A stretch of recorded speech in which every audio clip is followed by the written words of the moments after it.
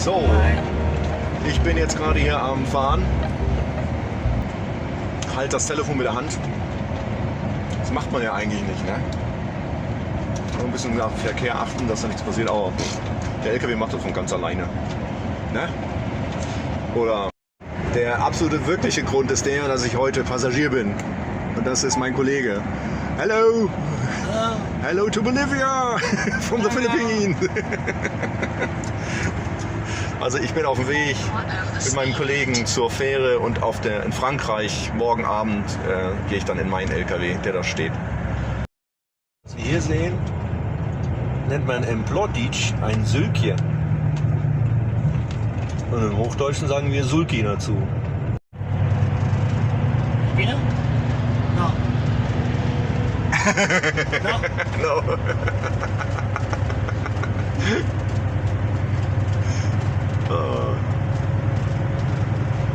Big boy!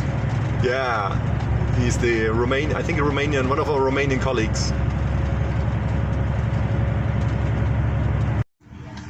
So, wir sind jetzt hier auf einem Schiff, das dann nach Frankreich fährt, der da drüben, die Stena, fährt jetzt rüber nach England.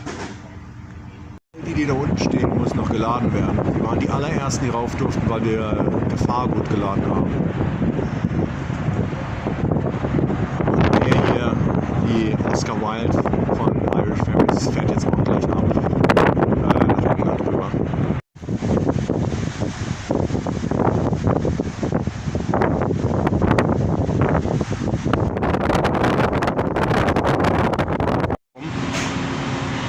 Wir werden noch eine ganze Weile warten müssen, weil wir reichlich eingeparkt sind.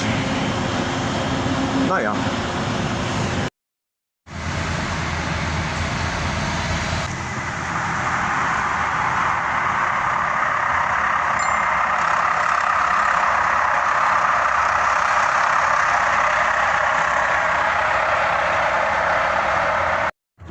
Mit nur 3 Stunden Verspätung. Juhu. At least they are working here. They're not on industrial action. So, jetzt habe ich den LKW abgeholt. Jetzt sitze ich auch wieder da, wo ich hingehöre. Auf der linken Seite. Wieder ein Truck mit holländischen Kennzeichen. Einer holländischen Plaka. Und jetzt hole ich den Trailer, der mit mir zusammen auf der Fähre war. Und dann fahre ich Richtung Paris, irgendwie da die Ecke, da kurz vor Paris muss ich hin. Jetzt schauen wir mal, wo mein Trailer steht. Das ist er nicht. 236. Bestimmt der letzte ganz hinten war. Aber der ist noch nicht raus, kann auch sein. Ist wohl noch gar nicht raus. Doch, da ist er. 241, der vorletzte. Den nehmen wir jetzt. Für der hier da. Ich drehe mal so eine Runde, damit man das Schiffchen nochmal sieht. Ne? Mit dem bin ich also eben gekommen. Seht ihr nochmal diese sogenannten Muffy-Fahrer. Diese kleinen, die die ganzen Trailer hinstellen. Die haben gestreikt. So, wir haben Käse geladen. 20 Tonnen Käse. Und das geht ungefähr 3,5 Stunden Fahrt haben wir jetzt vor uns. Man sieht sich. Hier ist übrigens die Tunneleinfahrt von dem Zug, der unter dem Meer durchfährt. Genau hier.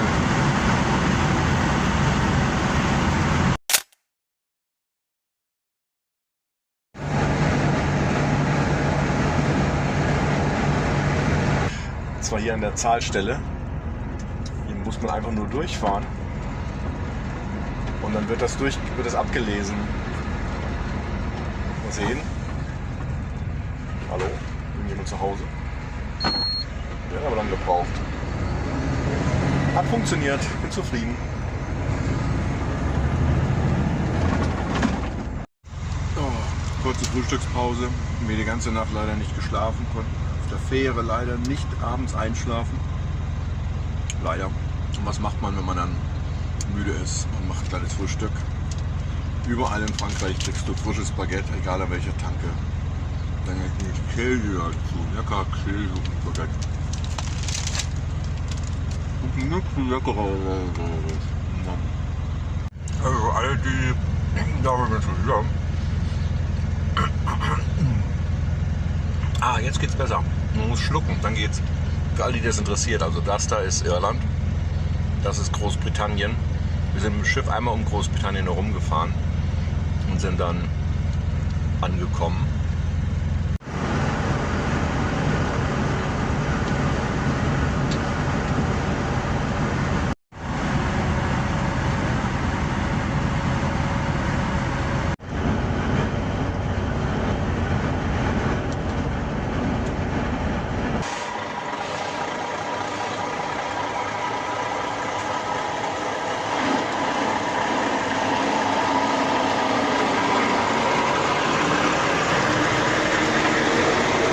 Das ging jetzt ganz schnell mit dem Abladen.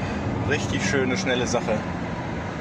Ich hatte zwar Termin für 11 Uhr, aber ich durfte dann schon nach 20 Minuten rein und war eine Sache von, ja, wir haben 15 Minuten gebraucht, wenn es hochkommt, um die gesamten LKW abzuladen. Tolle Sache, wirklich wahr. So, jetzt geht's nach Belgien, nach Zeebrugge zum Laden. So, jetzt muss ich kurz eine halbe Stunde Pause machen und ich habe gerade einen Anruf bekommen, beziehungsweise eine Nachricht bekommen. Plan wird geändert. Ich treffe mich mit einem anderen Fahrer und ich nehme ja mitten mal hier und übernehme seinen Anhänger. Der wird gerade geladen hier in der Nähe und dann fahre ich nach England.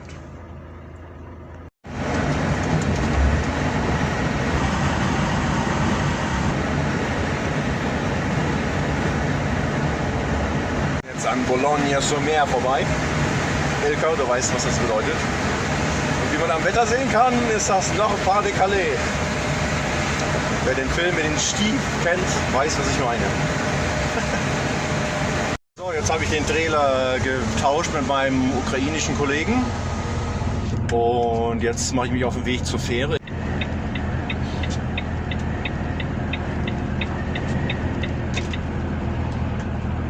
Schon los. Ihr seht rechts eine Betonmauer mit Stacheldraht, oben die Brücke, hat einen großen Zaun und jetzt hier Gefängniszaun.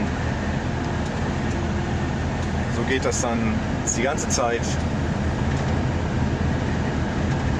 bis nach vorne, wo die Schiffe sind, bis zum Hafen. Fühlt sich ein bisschen wie im Gefängnis. So, da ist der Hafen und wie man sieht, sieht man nichts. Das ist so eine Suppe hier. So.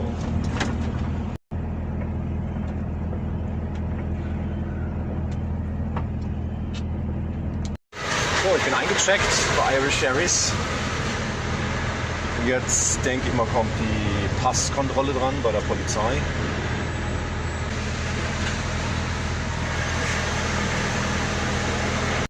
Da wird überprüft, ob hinten eventuell im Trailer hinten irgendwelche Flüchtlinge sind. Oh, jetzt kommen wir zur Herzschlagkontrolle.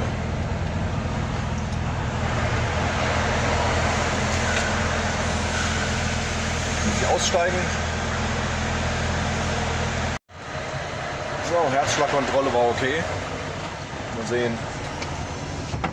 wie das jetzt hier weitergeht.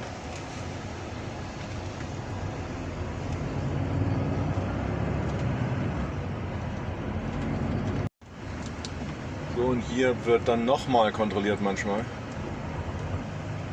Von der Polizei allerdings. Jetzt kommt die Passkontrolle.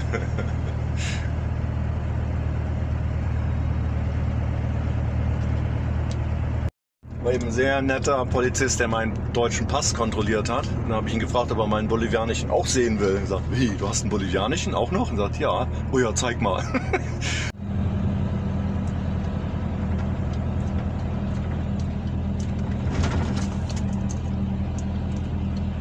Ist jetzt hier keine Fähre da drüben. Ist eher ein Forschungsschiff, soweit ich weiß. Das liegt hier öfter mal. 100 bis 373 steht da. Jetzt sind wir ja gleich da.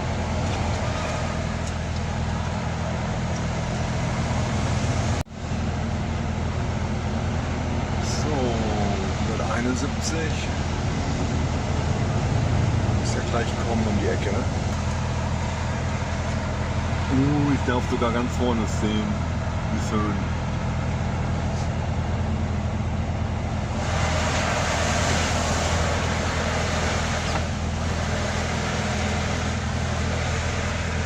Das ist wohl unser Schiff und das wird gerade entladen. Dann kommen die ganzen Autos und LKWs jetzt gerade raus.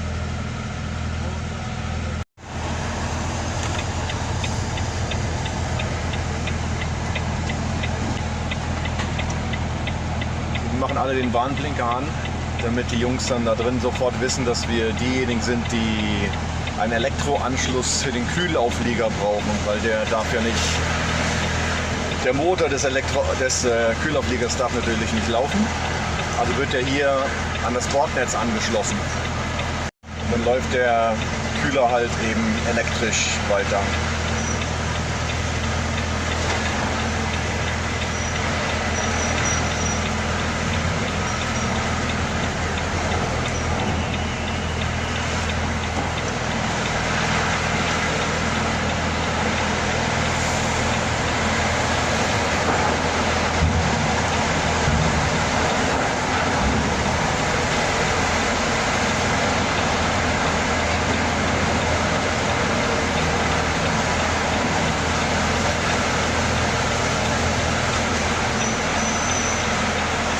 Jetzt das Kabel. Ist dann auf der anderen Seite reingesteckt und ich schaue jetzt mal, was unsere Kiste macht, ob wir anspringen.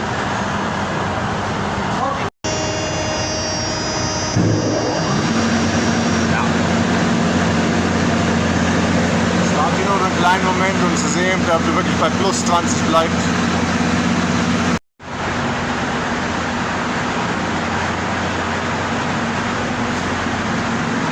Letzter Blick von oben.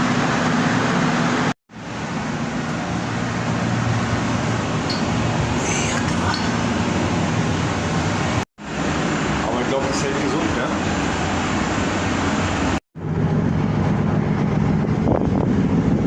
Das früher mal eine Fähre war mit Betten drin zum Schlafen.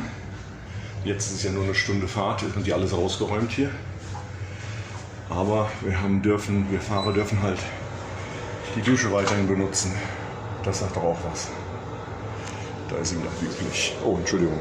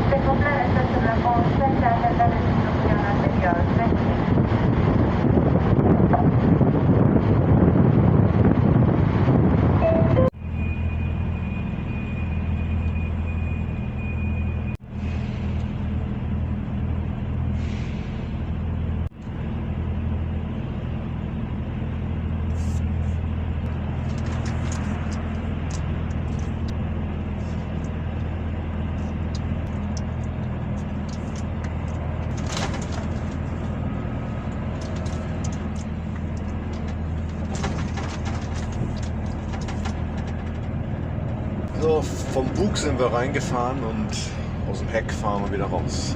Und interessant, in England regnet es nicht. Das ist ja ganz was Neues.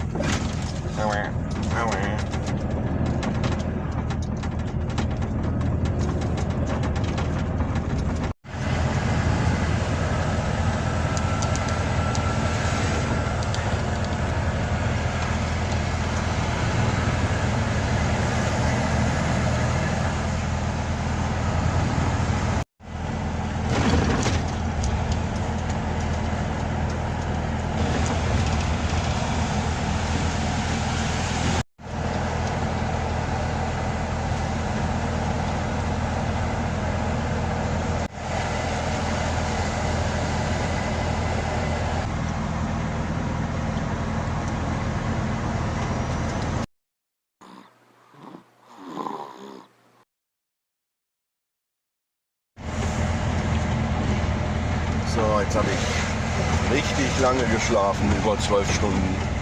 Also die eine Nacht, die ich gar nicht geschlafen habe, wieder reingeholt. Jetzt muss ich schnell noch bezahlen für das Parken hier. Was haben wir denn da vorne? So ein großes Kreuzfahrtschiff. Kreuzfahrtschiff.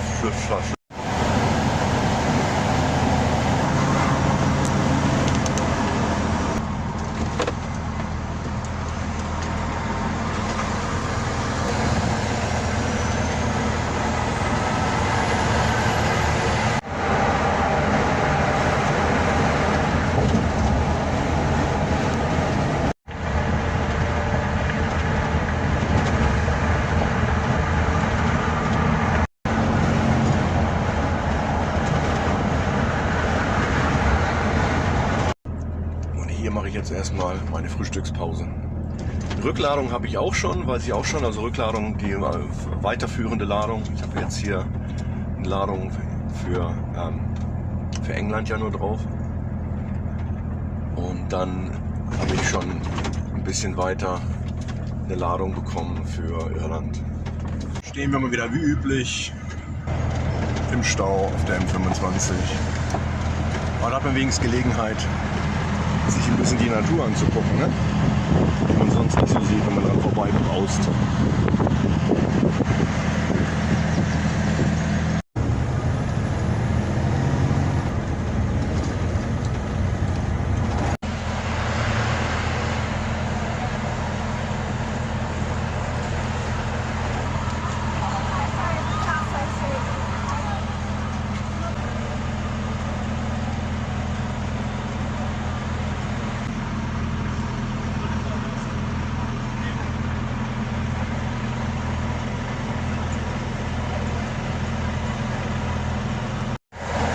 Endlich läuft's. Schon eine gute Stunde hier verbracht.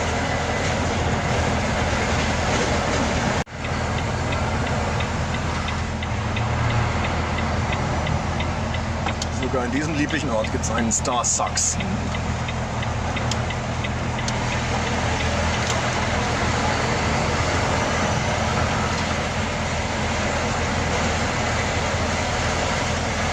Endlich läuft's wieder. Ich habe tatsächlich für 10 Kilometer eine halbe Stunde gebraucht. Mich haben Fußgänger überholt. Die waren schneller als ich. Naja, nur kann's gehen.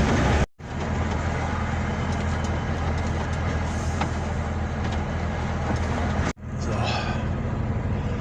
Mal sehen, ob sie mich auch gleich ausladen. Termin habe ich erst um 14 Uhr, jetzt ist es 11:45. Nachricht bekommen, ich soll nicht nach Holyhead fahren. Jetzt bin ich schon fast auf dem halben Weg dorthin. Sondern ich soll Pembroke fahren. Das ist der Hafen in Südwales. Holyhead ist in Nordwales. Und das ist schon ein ordentlicher Umweg. Und da bin ich halt erst morgen Mittag werde ich dann die Fähre nehmen, nicht heute Nacht um 2 Uhr. Was natürlich auch wieder ein Gutes für mich, weil nachts um 2 Uhr auf die Fähre zu fahren ist auch nicht schön.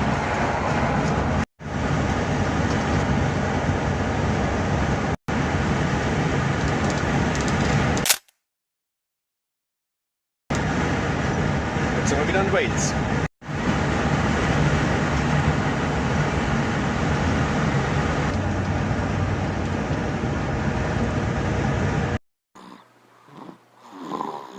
Im Industriegebiet verbracht, im Ort namens Bridgend. Und einen Plan für die kommenden Tage habe ich auch, wenn ich hier wieder zurück bin.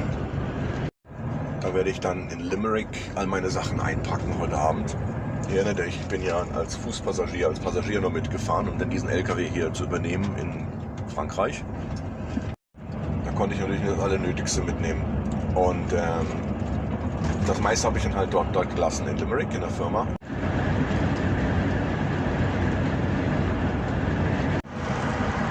Wieder eine typische Situation, hier sind 50 Meilen erlaubt. Die Engländer fahren sicherheitshalber mal nur 40 Meilen.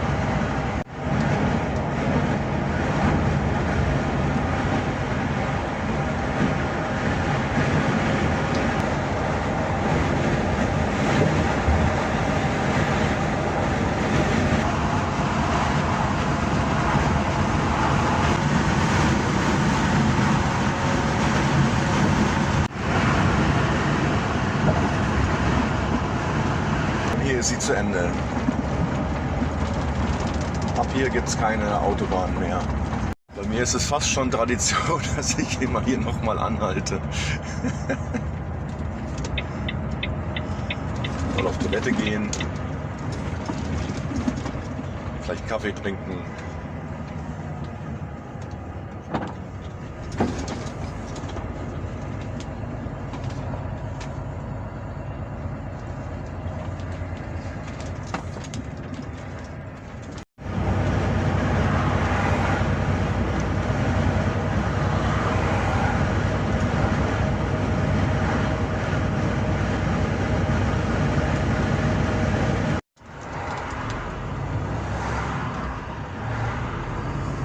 Und damit sind wir in Pembroke Dock. Wir beginnen mit Aldi auf der rechten Seite. Gefolgt von Lidl geradeaus.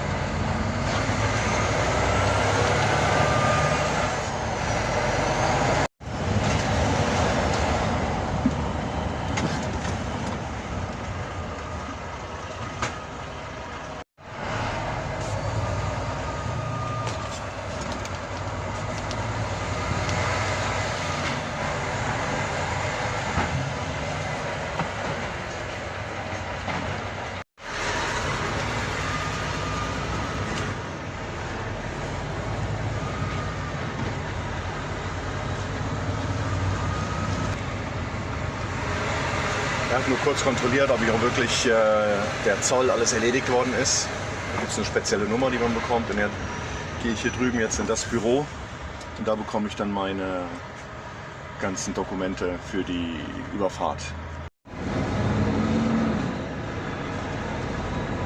Eben beim Einchecken in dem Büro haben sie sich ein bisschen nicht lustig gemacht. Nee, aber die eine Kollegin hat sich lustig gemacht über ihren Kollegen, weil der gesagt hat, aha, Lamprecht. Ich kann die Namen aussprechen. Und sagte, da gibt er wieder an mit seinem Walisisch. Also ein sehr schöner Humor, sehr nette Leute.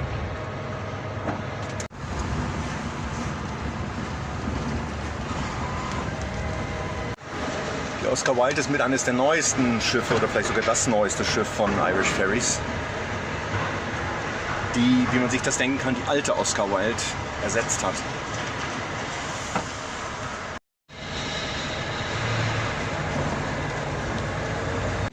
Also normalerweise kann man vorne rausfahren. Diesmal lassen sie uns hier wieder drehen. An das vordere Tor und da scheinen sie wohl dran zu arbeiten, da reparieren sie. Also muss auch dieses Schiff einmal drehen zum Ausladen, wir auch. Tun wir das.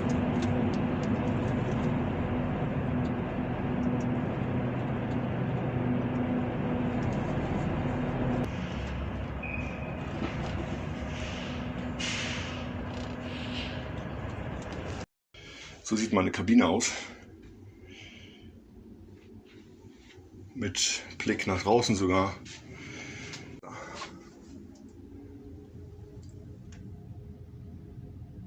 Schreibtisch.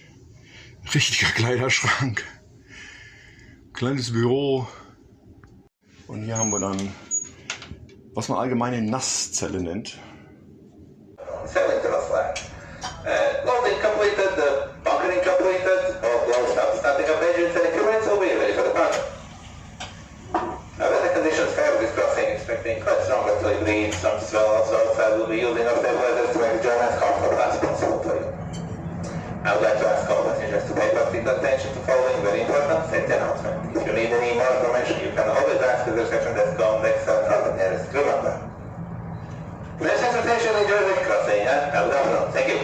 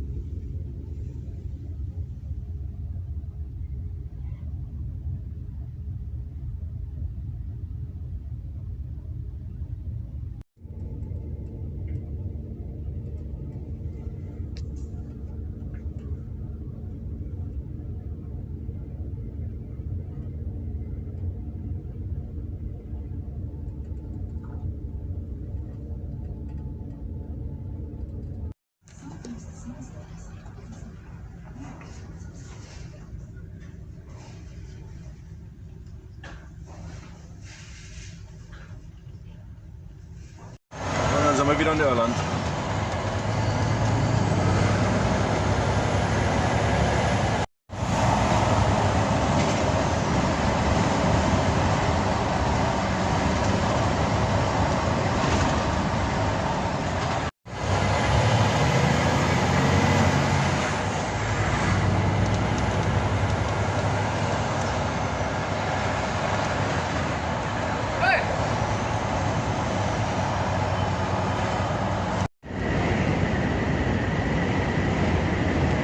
Da ist wieder die New Ross Brücke.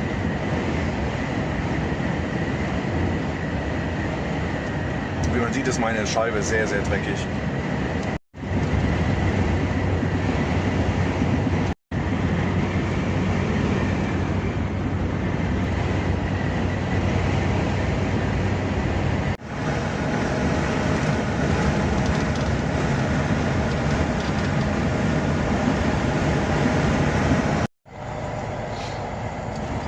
Wenn wir jetzt von der anderen Seite kommen, müssen wir nicht diese schwierigen Wege fahren hier durch Carrick-on-Shore. Durch diese engen Gassen.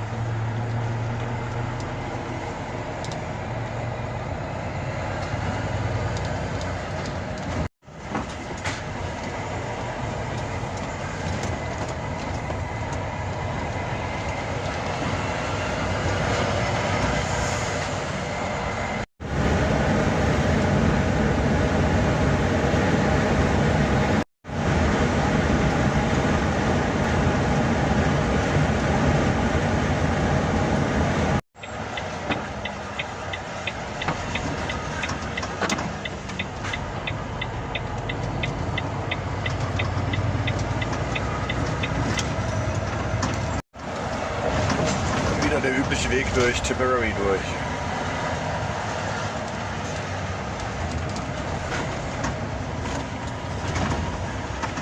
Wieder zurück in Limerick in der Firma. In einer Stunde ist Versammlung in Bolivien. Werde ich mitmachen können, wie schön. Dann werde ich hier morgen Vormittag meinen LKW einräumen mit den restlichen Sachen und dann mit einem anderen Trailer wieder nach England fahren. So viel dazu. Tschüss.